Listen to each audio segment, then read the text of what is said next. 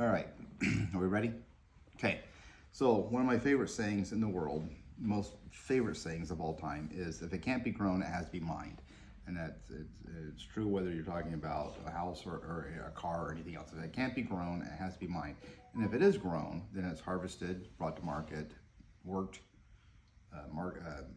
marketed for advertisements, all with stuff that was mined. So you can't get away from mining. And actually, I think that's the slogan for the mining society. So, all right, materials. If a material construction is organic, like wood, it is harvested, processed, transported, and installed with metal produced from mining. So we're going to start with the most basic thing in a house, and that would be the concrete that we have for our foundation. And so there's a difference between cement and concrete. Anybody know what the difference is? Is it lime? No. So cement is just a fine-grained powder that holds and binds materials together when you get it wet, like Portland cement. That's what, when you buy a bag of Portland cement, that's what it is. Concrete is Portland cement mixed with gravel and other materials to make it so that it, as a filler to make it stronger and bulkier. So things that can be mixed with cement are lime, water, silica, alumina, iron shells like seashells, shale as in like the rock shale, chalk, silica sand, and slag. So the thing to keep in mind, they have lots of recipes for making different kinds of concrete and for different applications. They make it so that they can pour it underwater, or they can pour it and it dries later. But whatever they fill it with, the Portland cement, the stronger the material they mix it with, the aggregate, the stronger the concrete. So that's why a lot of times they use basically just agate for a filler in the concrete to make it really strong and really hard. Or granite. I've seen them use granite as a filler. Do they, when they use the granite, do they grind it into a powder? No, like chunks. When you look at cement, you see the chunks in there. That's the aggregate. Okay. So, and so they put that in there and it makes it much stronger. So, calcium carbonate. This is how they make the Portland cement. Is they take calcium carbonate, which is calcite or limestone or dolomite, grind it up and roast it to drive off all the water. So it makes it very that's what we call lime. And so that's what you throw on a dead body to make them decompose really fast. Works really good. They learned to do this 4000 BC. The Egyptians were making quicklime in conjunction with the pyramids. So thought that was pretty interesting. Okay, the next thing is sheetrock, also called gypsum board. It is literally just gypsum. They take and grind it up, again run it through a roaster to drive off all the water, which basically is turning it into the mineral anhydrite. And then they just press it, mix it with water, press it between two sheets of paper. And so they've created plaster of Paris and sandwiched it between two sheets of paper and cut it to size, and we call that sheetrock. So it's kind of funny because all the sheetrock that they make, a lot of it gets destroyed during the making process, and so they can just grind it up, ship it through again, and redo it. And there's very little waste because they can just recycle it over and over and over again. So when you tear out your house and you tear out the walls, literally you can just take it out and make plaster Paris out of it again and reuse it over and over and over again. So there's, and we also get gypsum from coal-fired power plants. One of the byproducts of burning the coal or getting the coal ready to burn is the desulfurization of it, and that produces a lot of gypsum that gets shipped off to be turned into sheetrock. Millions of tons of it are mined each year. If you've ever been down to, not just Seaguard, down by Ridgefield, if you go up the canyon there, they have huge gypsum mines there. They mine most of it underground, but there used to be these huge gypsum mines and anhydrite mines there where they'd mine it just for sheetrock. And they have a stockpile outside that is just massively large of all this sheets of sheetrock that they've just dumped there. I don't know why they haven't recycled them, but they did just dump them off. Maybe they had some kind of problem with them. You can add things to sheetrock, and they do. I don't know if you remember the big problem we had with importing sheetrock from China. It was contaminated with formaldehyde. it wasn't contaminated. It was put there intentionally to keep it from rotting, or getting moldy while it was being shipped. But then it was being put into houses in the South Alabama or something, and it was making people really sick. They used so much of it that it was making people sick. So, all right. We also use plaster of Paris for doing crown molding in fancy houses. You'll notice this house does not have any. We do not do that. So, all right. Next would be stucco. Stucco is just a blend of Portland cement with some kind of binder, usually some kind of fibers. They can be glass fibers, or horsehair has been used in the past, all kinds of different things, and chemicals. It provides a beautiful eggshell for the exterior of our house. It's impervious to insects, weather, all kinds of stuff, so it's really good once it's hardened. What it's not impervious to, we have discovered on our house, is woodpeckers. So they hear the crackling of it and they peck holes through it. And this whole wall on the back of our house is full of holes from woodpeckers. I can't figure out how to make them stop. So they can add the tinting of it for the color of the stucco before it's applied, or obviously you can paint it afterwards. So if you guys have questions, just holler, speak up. All right, bricks. Everybody loves a good brick house. The curb appeal is wonderful. The durability is great. It's very attractive, and a lot of fireplaces inside the houses are made from bricks. Bricks are just clay that has been roasted and washed and then made into a brick form and then conveyor belted through a furnace, and they come out the other side. They have to sit and wait and cool off, and you have beautiful bricks. So if you know where Brickyard is, that's where our office is. That was called Brickyard because where the Harmons is used to be a big brick plant, a whole facility. And they've left the chimney there, but the rest of the place has been turned into shopping centers now. All the clay from that came from Saratoga Springs. They still mine the clay out there for bricks, but I don't know where they're manufacturing those bricks, but that's where they're still mining the clay. And depending on the type of clay they're mining, gives you the type of brick you're going to get. And they add coloring and binder agents to them again. They have to bake them at super high temperatures.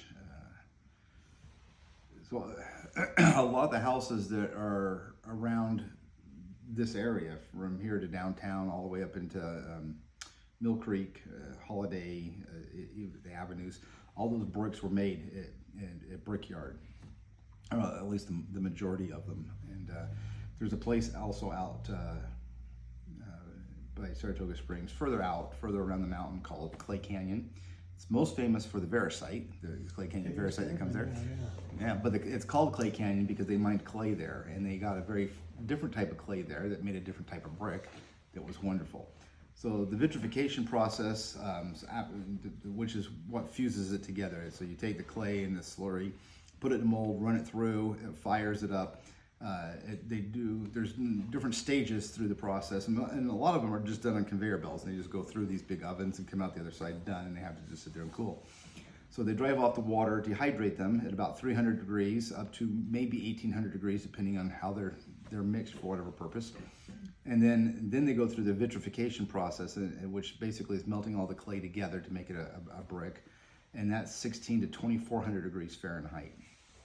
So copper melts at around 1300 degrees, I think. So this is much hotter than even that. So, but it's very close to the melting point of the clay in the fine binders. A lot of clay plants use the clays that they have locally. So if you have good clays in your neighborhood, then you get good bricks. Some places they have to add other stuff to the clays to make them be really good bricks. So manufacturers tailor the brick making process to the materials on hand more than the needs of the customer. So, and that's from the Brick Making Association of America. So I thought that was pretty interesting. Things that they add to it to make them stronger or whatever: silica in the form of sand, alumina, just aluminum oxide. Metallic ores, metallic oxides such as iron, manganese, and calcium are added to them for various reasons to make them stronger, lighter, and then and also they can add the oxides, the metal oxides, to change their color. So,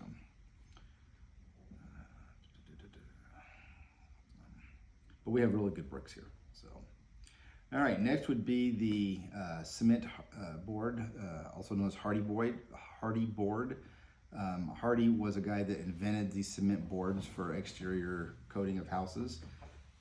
And that's basically exactly what they are. It's just a mix of cement and pulverized sand. They put some pulp in there, wood pulp, to act as a binder, which I thought was kind of interesting because it's exterior. I would have thought that would have rotted away. But they're baked under high pressure and heat to make them very strong. Again, the vitrification process. And then they run them through, when they're still wet, they run them through a mold that presses the wood grain into them, so that when you paint them, now they look like real wood. So, glass, another product from the earth that we use in our house. This is basically silica sand mixed with some sodium oxide, soda ash, calcium oxide, and feldspar. Various recipes, and then it's interesting because how do you think that they can make these panes of glass so flat? Any guesses? It's a liquid. It is a liquid. Well, it's a gel when it comes out, but how do they make them so that they're flat? A mold, you know? Yeah, they pour a mold? No, they actually pour them out on sheets of tin, and very slowly, and it just drifts across there, and they come out perfectly the exact thickness they want. But they're just done on a layer of tin, which I thought was very interesting, because I thought tin has a low melting point. But that's how they do it. So, how did they do it when the old glass was all wavy? well, those they just poured on a sheet of lead. I mean, not lead, steel, iron. And so that's why you get the waves, because one side, they didn't have the top side hot enough to flow, and the bottom side was flat. So usually when you look at the antique glass, it's smooth on one side and wavy on the other. So glass adds a great aesthetics to buildings. Our houses, we love windows. Besides the curb appeal, it can add, made to be, to insulate the exterior view. So a lot of windows have insulation in them, so they're 2 layers, double paned windows. They put a layer of argon in there, which is very thermally neutral. It doesn't absorb the heat or the cold very much, so it adds a layer of insulation. We can also make insulation out of glass. The fiber in our insulation is often made out of glass, spun glass, just like cotton candy, but with glass instead. Because glass is made from sand, we have a nearly unlimited supply on this planet. If you think of the big deserts we have that are just nothing but sand dunes, we have a lot of sand that we can make glass out of. And the fun thing about glass is that it is completely 100% recyclable. So you can have all kinds of things put in it to make it colored. So there's different metal oxides that can go in there. Some of the fun ones were manganese oxide and magnesium oxide. Uranium oxides was added to it to make depression glass, so that it's very, very fluorescent, also slightly radioactive, but it's really cool. Everybody loves those greens. Stone. So stones, just river stone, cobble, or whatever kind of stone, has been added to the fronts of buildings for decoration. Like our house out here has some stone work out there done. It's actual real stone, versus a lot of them are synthetic stone, manufactured stone, where they take and mix the cement together and put mineral particles in there to make it look like it's real rock, and cast it and call that stone. So we use those. The faux stones, which I don't know why we say faux as in F-A-U-X when we just really mean false or fake. So it's like the same amount of letters.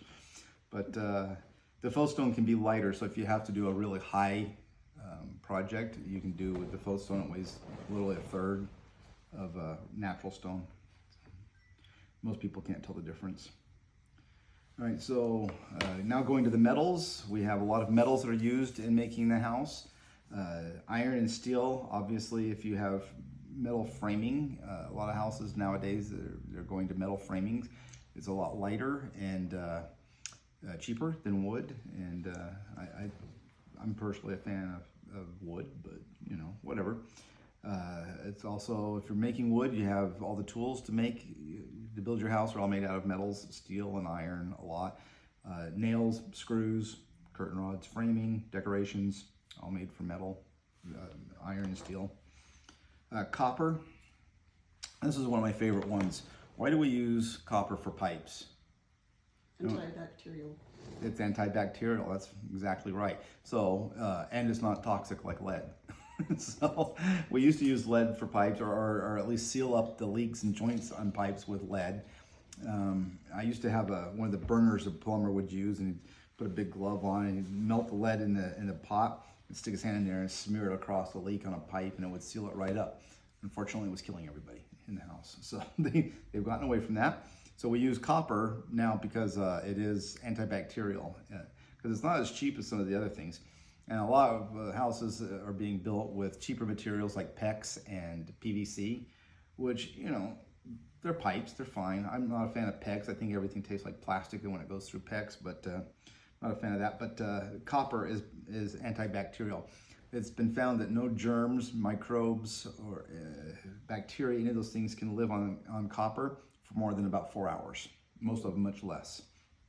So burn victims are often treated with this too, to keep the burns from getting infected.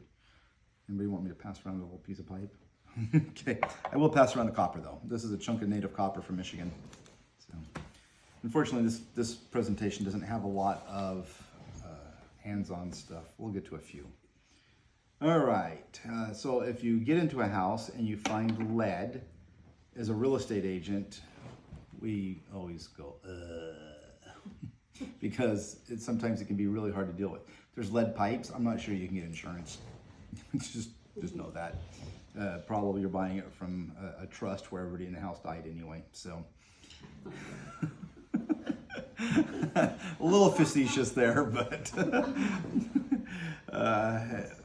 if you find lead in the house, if you have lead paint, and we have to disclose that any house before 1978, that was built before 1978, may have lead paint. It doesn't mean it does, it just means it has the potential to. In 1978, they outlawed lead paint. So we know anything after that does not have any lead paint. So, but if I came across a house that had lead pipes, I literally would be telling my clients, run. Nope, we're not considering this house, move on, next one. How old would lead pipes be? What was the time frame that those were? I have no idea. Well, the articles that I found, some newspaper or magazine articles from the National Lead Company from 1919 and 1923 that talked about how great lead pipes were. They were saving you because they were so great. So hopefully anything house that was built in the 20s or earlier has had the plumbing redone. Yep, hopefully. Even my dad's house was built in 1899. I'm sure it had lead pipes in it. Originally, but now it doesn't. My dad replaced them all. Not because they were lead, because nobody knew that was a problem back then, but he wasn't around in 1899. He bought the house in 1972, so. And it was probably plumbed in the 50s with galvanized steel pipes. Yeah, galvanized steel pipes. Most of it was copper, and then, you know, a lot of times you get these old houses, it's not easy to replace the plumbing, so you wind up running PEX. So I know he had a lot of PEX in his house. So anyway, I was going to show this article. You can see it's how great lead is, and it talks about if you have lead pipes, you're lucky because it's carrying fresh water to you. It doesn't tell you that they're poisoned. Well, they didn't know, right? Well, they didn't know. In 1919 and 1923, they didn't have any idea. But they talk about, well, in fact, even in the 1970s, like 1975 is when they outlawed using lead solder on our food cans. So, because of the poisoning. So, let's see. Several articles that talk about, and lead paint. Well, we just talked about lead paint. So, the adverse reactions, human health effects from the toxicity of lead, and it's cumulative. So if you get a little bit now and a little bit later, it's cumulative because it never leaves your body. The major targets for lead toxicity are the peripheral nervous system and the central nervous system, especially in kids under 12. So you can have gastrointestinal issues. It has destroyed many kidneys. The total intake, adult intake for environmental sources is estimated to be 0.1 to 0.2 micrograms per day. Anything above that is considered toxic to the human body. In 1993, the National Research Council stated that there is no safe level for lead in the human body, 0. So it's not something our body needs or processes or metabolizes or anything. It goes in there and it stays. And one of the commonly degenerative brain diseases causes fatigue of muscle coordination, ataxia, I had to look that one up, means that, coma and convulsions. That's what I was trying to say. These are all symptoms of lead poisoning. When I lived out in Tooele, we had a family that lived up the street, and unbeknownst to anybody at the time, they had taken a lot of the tailings and waste from Kennecott, the backside of Kennecott, it's actually the Car Fork mine, and brought them down and used them as filler around houses. And one of the houses that this family lived in, they had one of the kids that was born there while they lived there in the house. The older ones didn't seem to have too much of an effect, but this one girl, she just kept getting sicker and sicker and sicker and having ataxia, losing her muscle control, not being able to remember things. And they took her in, and the lead levels in her blood were like 100 times more than they would have expected. And there's nothing you can do. There's no fixing that. You can't remove it. You can't get the lead out of your body. It's there permanently. So she will have issues the rest of her life. But the EPA came in and said, where did this lead come from? We got to find it. The first thing they checked was the plumbing, because they had actually bought the old LDS church and turned it into a house. And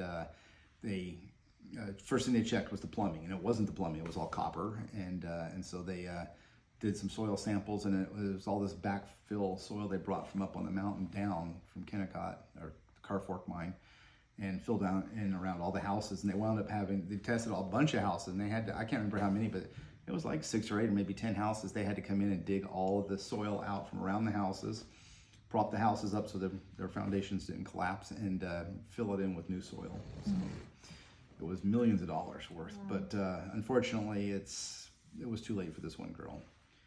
So some of the things that you'll see as symptoms is fatigue, disrupted sleep, headache, bone and muscle aches, digestive problems, cramping, abdominal pains, it's called lead colic, decreased appetite, Burton's lines. This is the dead giveaway, which is a dark blue line of lead sulfide in the gums. You get them around the edges of your teeth, in your gums. And subtle impairment of vision and intellectual function. It can destroy a person's female or male reproductive organs. The risk was increased even further with alcohol. People who drink a lot, it really exacerbated it. All right, so what do we plumb with now? Mostly copper. They used to use aluminum for a while. After they took out lead, they used aluminum. It was too expensive, and it didn't work well. Hard water goes right through aluminum.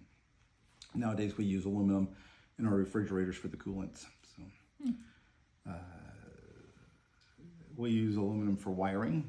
So again, good luck getting your house insured if you have aluminum wiring. So we see that all the time, called out in inspections, home inspections. It's got aluminum wiring, got to fix that. Was that a time period that they were doing aluminum I think wiring? it was right after the lead craze.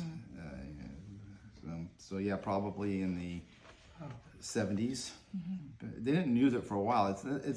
It conducts really good, but only for a short time. It has such a short life because the more you use it for electrical transmission, the more brittle it becomes, and so then it just cracks and starts fires. So, but we do use aluminum for siding, window frames, doors, all kinds of stuff, and it's good for those. All right, stone countertops and tile. Sorry, back to the aluminum wiring. What do they wire with now? That's Copper. a copper wire. Yep, a copper alloy. I was going to mention, I went and checked because I don't trust my memory very well, but they do have a treatment for lead poisoning. It's Oh, called do they? Chelation, Chelation.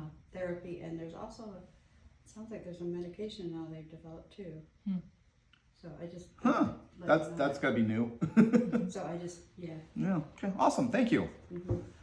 All right, so we use a lot of different stones for countertops and tiles. I'll pass some of these around.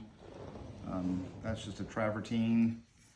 I went to one of the countertop stores and asked them if I could have some of their scraps. They were very happy to give them to me. So, Tile scraps. So they must have filled in all these holes. a lot of times on travertine, they do fill in the holes. They have a putty. Yeah. So there is a shale. I don't know why you'd ever use that as a countertop, but Because it's porous. well, because it's porous and it's you can't polish it, and it's very easily attacked by acids like vinegar, peppers. Oh, Everything you This is- spill this- on, you'd have a history of it. Yeah. All right. The shell was a countertop material? Yeah. Wow. Don't they use it for exteriors? Yeah, but again, it's not very good for that sort of thing. We did a fireplace with red sandstone. Oh, that's pretty, I bet. Is this a granite that I'm looking at here? Yeah, that's granite. That's pretty. This is a marble. Again, marbles, limestones, travertine, I see You know, they're- mica in that granite, but I don't see any garnet. they're beautiful, but they just don't hold up. Our neighbors over here had us in their house one day, and they were like, "Look at our beautiful kitchen countertop we have in it. It's oolitic limestone, or not oolitic, fossiliferous limestone. So it's got all these fossils, crinoids, and shells and stuff in it. And you can see right where they work. It's about half as thick." And I'm like, "Yeah, that's because it's attacked by everything here: the hard water, your lemon juice, your tomatoes, your peppers, everything attacks it." So yeah, and well, that's another limestone, I think. Oh, here's another marble.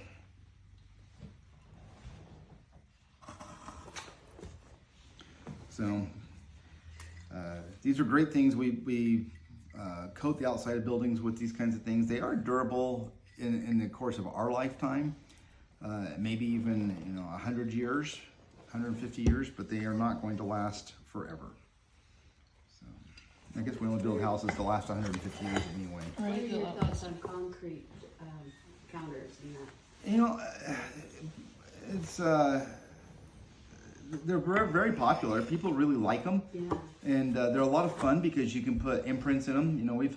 I've helped many people inlay fish and trilobites and different agates and patterns and stuff into them that were geological. Ammonites were very popular, so it's cool.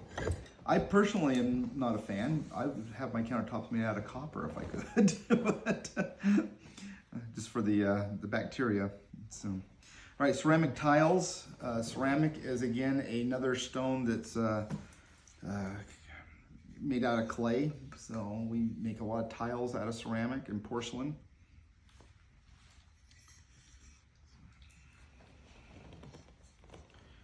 All right, the next one it would be radon. This could be a whole class by itself. In fact, there's a couple of companies that teach radon to real estate agents, and they're like 2 and 3 hour classes. I like to go to them because they never get the information right, and I like to argue with them. And but radon is a colorless, odorless, radioactive gas. You cannot tell if it's there without a radon detector. It forms naturally from the decay breakdown of radioactive elements such as uranium, which are found in small amounts in the soil pretty much everywhere. So any place where you have granite, you can have the potential of having radon. So we have granite all along the Wasatch Front over here. We have not granite, but we have other intrusive igneous rocks over here that have radon in them. So we're kind of sandwiched in amongst the radon. If you look at the radon map, let's see, I got that here, I think. Oh, maybe I didn't keep it. So there was you can get on the state's website if you want to know about radon in this area, and they'll talk about it. Some of the highest levels in the country are down in Draper along the point of the mountain over here where they built all those houses. So they had to put radon mitigation systems in all of them. So, but that's some of the highest in the country, which is kind of weird because we don't have the uranium deposits up here, but there's almost enough uranium in the Altastock and the plutons up here that you can mine it, that you could mine uranium out of it. Not quite, but almost. But places like Seattle and Moab, they're going to have massive amounts of radon. So, okay, radon is found naturally everywhere. So there's radon outside. You're breathing radon every day. It's just out there naturally, and it's measured in picocuries per liter. And we do it in picocuries because a curie is just a massively large number. So we do it in picocuries, which is a much smaller number and easier to work with, and we measure it per liter. So it's just to give you a little sample reference. So the government requires, or at least strongly suggests, that a house has no more than 4 picocuries per liter in your home. So that's a really small amount. We see houses, I did one house that had 15 picocuries, so, which is pretty high. So it's also more dangerous if you're a smoker. So I'm not bashing anybody if they're a smoker, but just know that I'm going to read some statistics. So 20 picocuries per liter per 1,000 people. So all these numbers are going to be per 1,000 people studied. At 20 picocuries per liter, 260 of them could potentially get lung cancer. That's 250 times the risk of drowning. They recommend you mitigate it out of your home. At 10 picocuries, 150 people could get lung cancer, which is 200 times the risk of dying in a home fire. This is for smokers again. 8 picocuries per liter, 120 could get lung cancer. That's 30 times the risk of falling and dying. At 4 picocuries per liter, 62 are going to get lung cancer, and 5 will have and that's 5 times the risk of dying in a car crash. Anything below 4 picocuries per liter is almost impossible to mitigate lower than that, just because it's just so much natural radon that you can't get that. All right, now the same statistics. Sorry, can I ask you a question about that? So how can they tell on the lung cancer studies whether the lung cancer was caused by the smoking or whether the lung cancer was caused by the radon? I would have to get my doctor friend in here to explain this because I don't know. Okay. They probably have 2 different control groups. Control groups Yeah, they're studying. Yeah, and if you notice, I said could get lung cancer, not will get lung cancer. They're all could get lung cancer, but these are all statistics, so they're going to have a little bit of flexibility. All right, for non-smokers, that same 1,000, only 36 could get lung cancer, which is 35 times the risk of drowning. 10 picocuries per liter, about 18 people will get lung cancer, or could get lung cancer, which is 20 times the risk of dying in a home fire. At 8 picocuries, 15 people could get lung cancer, which is 4 times the risk of falling. So, and then below that is kind of insignificant. So my background in being in geology, I studied a lot about radon with the miners, especially in southern Utah, and they put it together really fast. A.E. Gross, who everybody thought was a man, was actually a woman, Alice, and she was one of the first female geologists to come out west and study and work in the uranium mines down south. She learned real quick that the smokers all got lung cancer and died, and the non-smokers had very little health problems. And so I knew a couple of them back in the 80s that were still alive, and they'd be like, not only am I still alive, but I have all my hair. So they were funny. They were funny people, and now I'm sure a lot of people wish that they could study those people a little more in detail, but most of them are gone. So nowadays they vent a lot of these mines so that the radon levels are down much lower. So, any questions about radon? Does it cause genetic mutations? That's a good question. I don't think it does, because I don't think it lasts long enough to. So radon is on the periodic table over here. You can see the odorless, colorless, tasteless gas over there. It only lasts a few days as a radon molecule before it degenerates, and it goes through 13 different stages before it hits the last stage, which is polonium, and that's a solid. And so if you have a lot of radon in your house, then this gas in your basement, because that's where it tends to accumulate, is in your basement, it settles, it turns into a solid, and now you have radioactive dust on everything. And if you're breathing, so the radon itself is probably not going to cause much problems to you, breathing radon. It's the polonium that's going to cause a lot of problems. And that's why it's so much more dangerous for smokers. They breathe it in, and now they have a solid radioactive particle in their lungs that sticks to the nicotine tar and can't come out. And so that's what causes the cancer. So, and you can't seal your basement from it. I know the government says you can. You can help by sealing up all the cracks and painting your walls and whatever in the basement, but you can't. The radon molecule is so small. It goes through concrete, it goes through rubber, it goes through wood, it goes through paint, it goes through everything, and it still will accumulate in your basement. And it also has a factor of it's trying to get out of the ground. It's trying to evaporate into the air, and so it's coming up. It's much lighter than the soil. And so it comes up, it gets in your basement, but if we've had a rainy day or if it's winter, it's going to accumulate much more because it can't escape through the soils, and so it gets trapped in there even more. And so on a hot day, it'll evaporate through the ground and go around the house and up through and be gone. You can put the radon mitigation systems in there, and some of the good ones, they'll drill a hole through your floor and stick pipes underneath your foundation, underneath your slab, and suck the air out and vent it right out the top of your house. So that keeps it from accumulating in your house. So, did I answer your question? I don't think so, but I don't really know the answer to it. So I don't know if it will cause genetic mutations or not. It just kind of makes me wonder, like, where I live, I've often thought, I haven't done scientific research on it, but often thought we seem to have a high level of breast cancer. Mm-hmm. And I'm just kind of wondering, because we do have all the granite stuff around, I'm just wondering. Yeah, I don't know. That would be a good question for the CDC. I read as we were prepping for this, I was reading the American Cancer Association's website, and they said that they need more studies on that. They said there seems to be some indication that it could cause other cancers, not just lung cancer. Yeah. And so, but they said it's inconclusive. Kind of interesting, isn't it? Yeah, good to think I know in radioactive areas where we have uranium in the ground, like in Moab and area, and other places, in Africa and in Seattle, they study the plants, and the plants have genetic mutations that happen to them. And the plants that grow in that area tend to never be as large or as prosperous, or there was a term for it when they're vibrant looking. You have a nice, good, healthy tree versus when it has sickly. Sickly, but there was a term for it, and I can't remember what it is. But none of them ever look healthy, and so.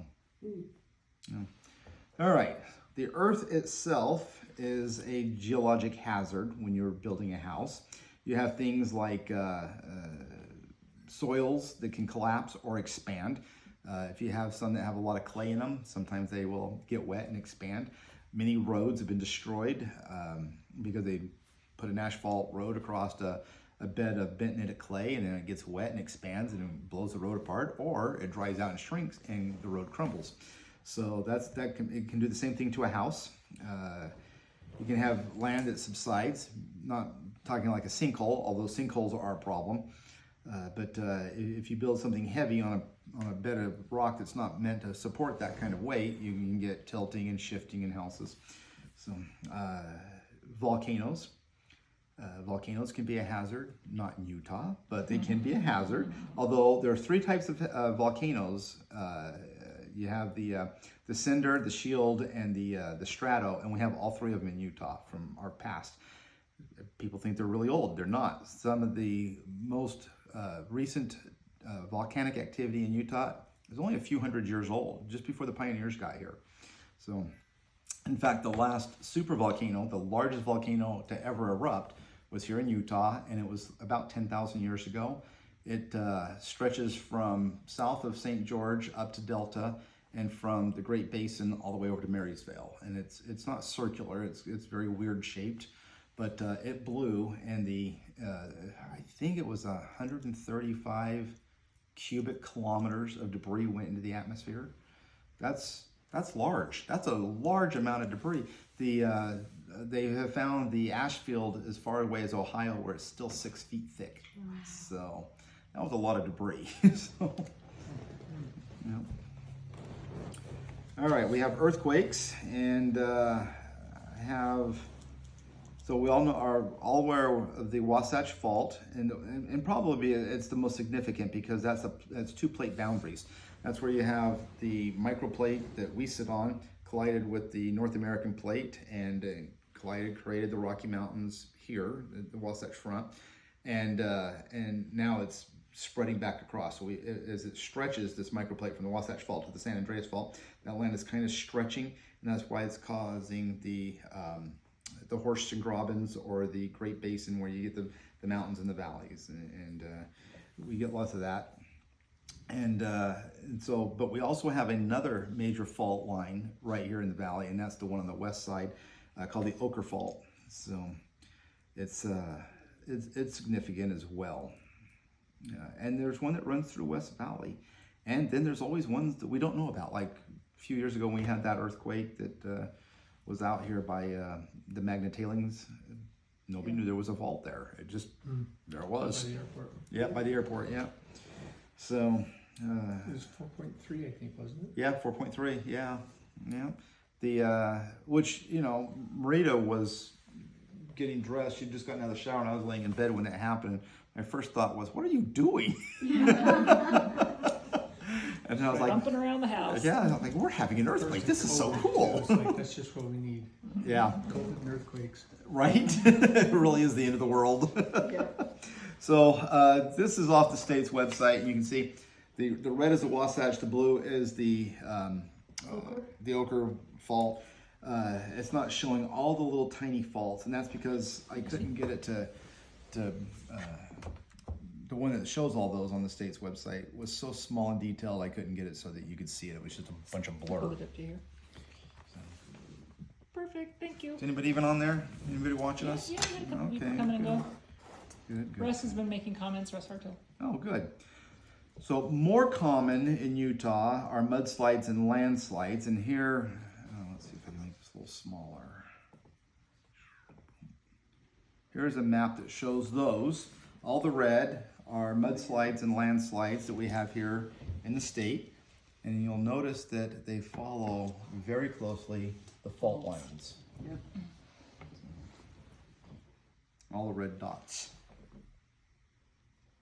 So.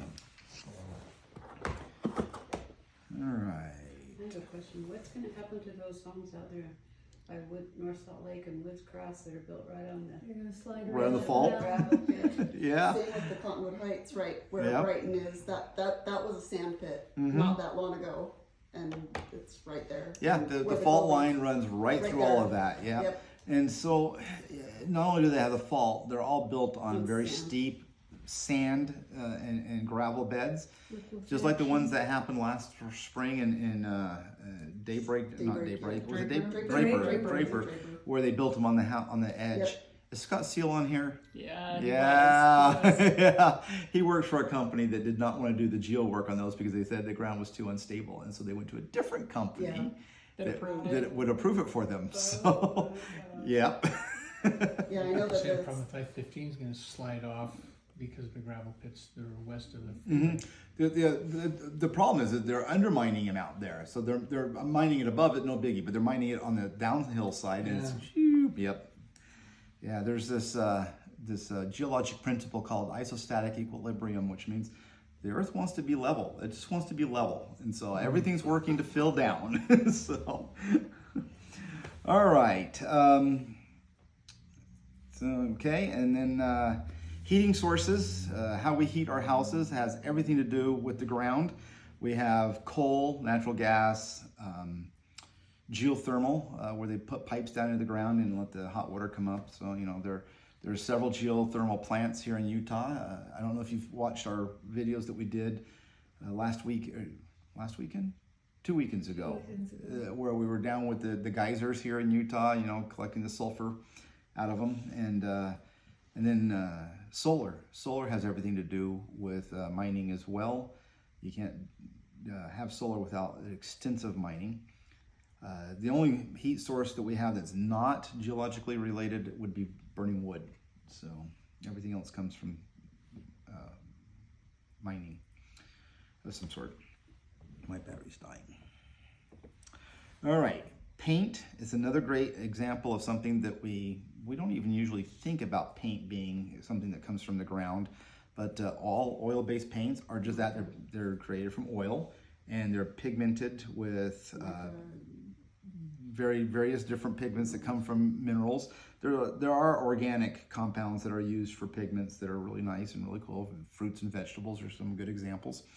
But paint is made up of clay, silica, diatomaceous earth, calcium carbonate, and talc, and zinc oxide.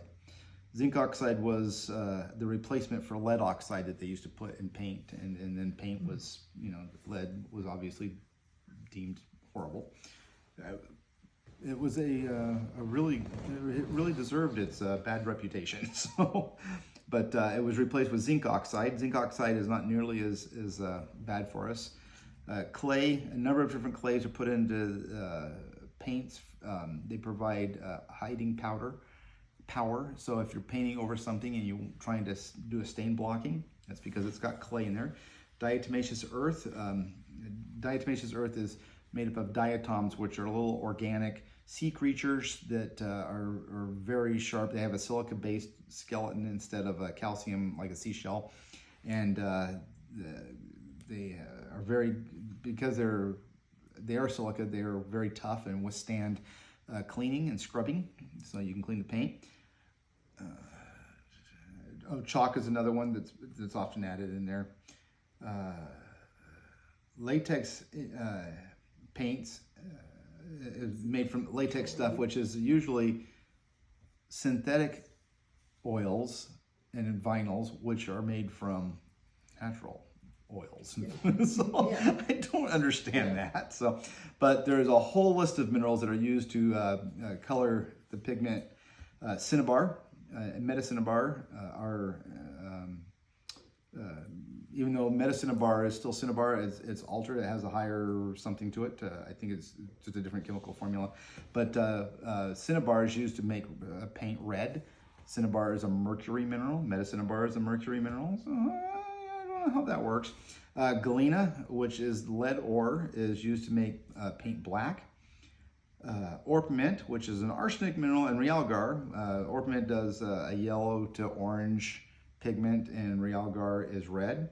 Hematite's red, magnetite's black. Kaolinite is all different shades of white. And then you have calcite, dolomite, gypsum, also do white. Rutile is, even though rutile is a submetallic, almost metal-looking titanium oxide, it makes, when it's ground up, the oxide is very, very white. So we actually get the color titanium white from titanium. Barite does white. Cerussite does a shade of white. Sphalerite, which is a zinc oxide, makes a very beautiful, bright, stark zinc white paint color. Azurite is obviously blue. Malachite's green. Celadonite is a very pale, it almost looks like a sun-bleached olive color. So that's used. Crocoite, which is an orange mineral, when powdered and put in paint, is a very beautiful yellow. Minium, litharge, and mascot are lead minerals, but they're not used anymore, but they make beautiful oranges and yellows. Lapis is still used to make blue.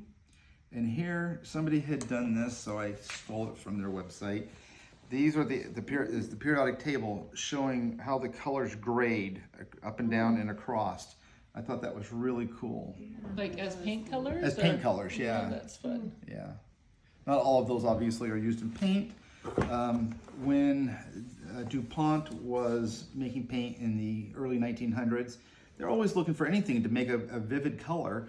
And they came across all this yellow stuff down by Moab. So they mixed it in with the paint. And it made beautiful yellow paint. And it was carnotite. And so it was highly radioactive. They didn't know that at the time. We had no way of detecting radiation.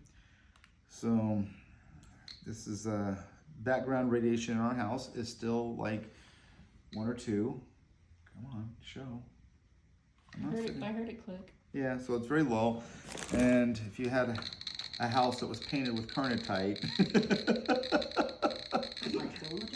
you might glow in the dark, yes. I just can't even imagine. Right? Don't lick the wall. Definitely don't Stand need the next paint. to him. Just Yeah. stay away from the walls. Yeah. So that was No lickable wallpaper here. that was about 385 clicks per minute. So, not real hot, but hot enough. So, and here's some. These are not paint pigments, but they are examples of the color. So this is cobalt carbonate. So they may seem toxic, but these are actually what are used in vitamins and supplements. This is nickel carbonate. So I used to have walls that color green. did you? I painted over. I don't like that green. It's kind of it's kind of an old-fashioned green. You should have liked that. Yeah, I think I just had too much of it. Yeah. Just, So, and a couple of things I forgot to pass around. Lead solder that we use for electronics. So this is some very old lead solder. It's a brand new box my dad had for I don't know how many hundreds of years. And this is a brick of refined lead. It's called virgin lead because it was poured before the very first atomic bomb was exploded. And this is from the USS Alabama. And the importance of it being poured before the first atomic bomb is that all lead that was poured afterwards was contaminated with cesium something or another. And so if you're doing research, you need something that has no cesium in it, which is very radioactive, but this has none inside of it. So it was used for research purposes. They built a room out of this up at the University of Utah so that it had no radiation going into it. So, and then they studied the effects of various humans swallowing various radioactive materials. Cesium-137. That's it, cesium-137, yep. So, any questions? I think my computer's about to die. What do they use to make red dye? Red pigments are often irons, Hello. and the iron minerals do that. Hematite, hematite does a beautiful red, and they can mix it with various things to make it various shades of red. So, and So like candy, that's what they're putting in candy? no. Yeah, like red those dye are 40. those are organic and synthetic dyes. I have no idea what they're made out of. So, no, I don't do those. They're not geologically Well, I relevant. just wondered if they were using some of it. Yeah, they could be. I don't know. I have no idea. I wouldn't hurt you. I mean, iron is pretty good for you. It's what your blood's made out of. So, if they are iron based, you're not going to be anemic if you eat them. You might rust out, but. You might rust out. All right. Any questions? No, that was very informative. Okay. Awesome. Thank Thank you. you.